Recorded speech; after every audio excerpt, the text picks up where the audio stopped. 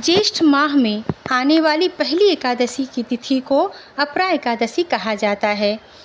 ऐसे में आइए जानते हैं कि अपरा एकादशी की तिथि, शुभ मुहूर्त, पारण का समय और पूजा विधि, और इस बार यानी हर एकादशी में हमें कौन सा पाठ अवश्य करनी चाहिए और कौन से मंत्रों का जाप करना चाहिए।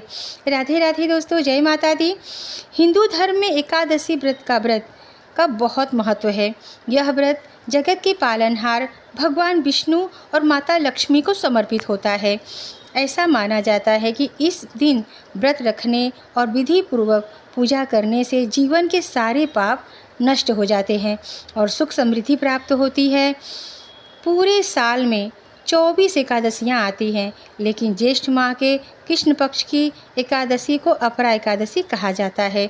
यह एकादशी पुण्य, मोक्ष और आर्थिक लाभ देने वाली मानी जाती है।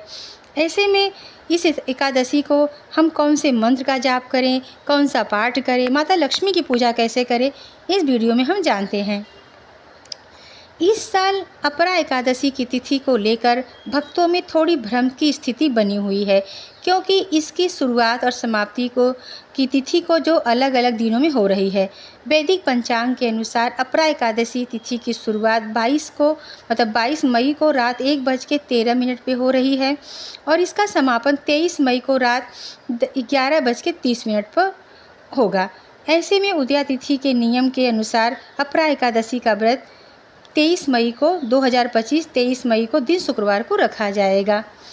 वैदिक ज्योतिष के अनुसार मतलब इस वर्ष अपरा एकादशी के दिन कई शुभ योग बन रहे हैं।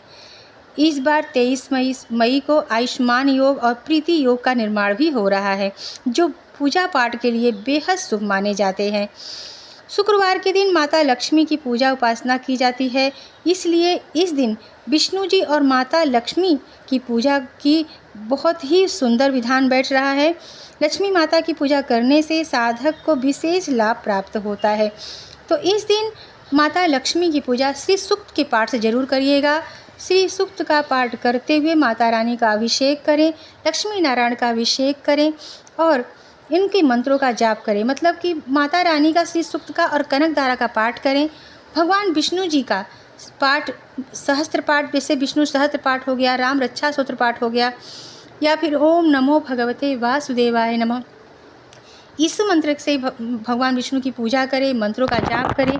यह बहुत ही शुभ होता है।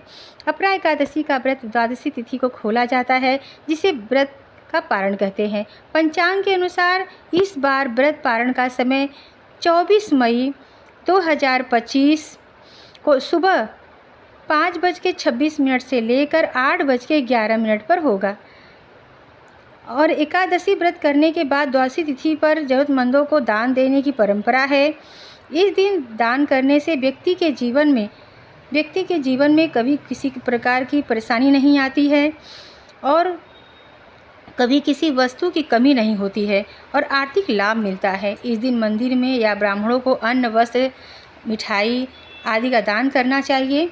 यह अत्यंत शुभदायी माना जाता है।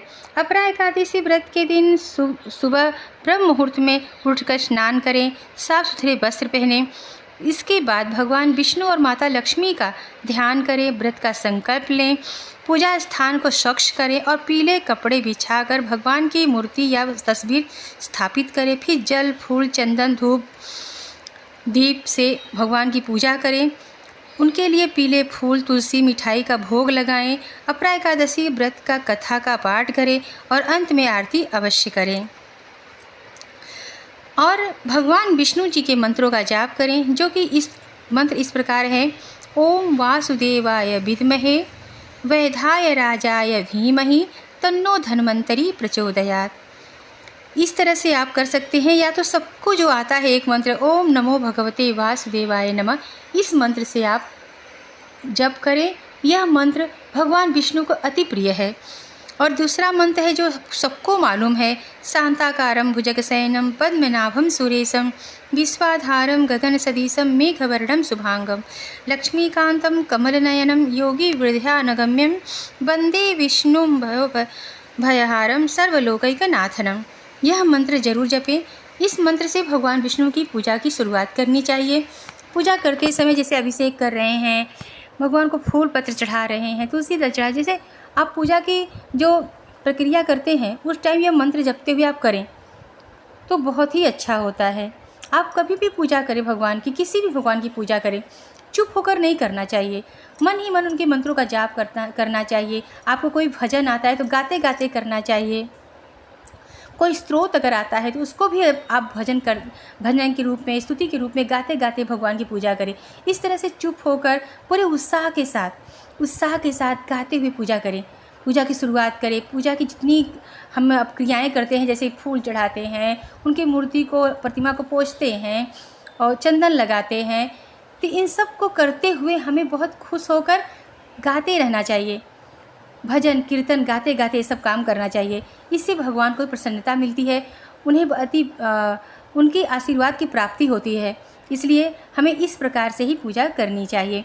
अगर आपको वीडियो ज़रा भी अच्छा लगा तो लाइक करिएगा, सब्सक्राइब करिएगा और हमें शेयर भी करिएगा। जय माता दी, जय श्री कृष्ण।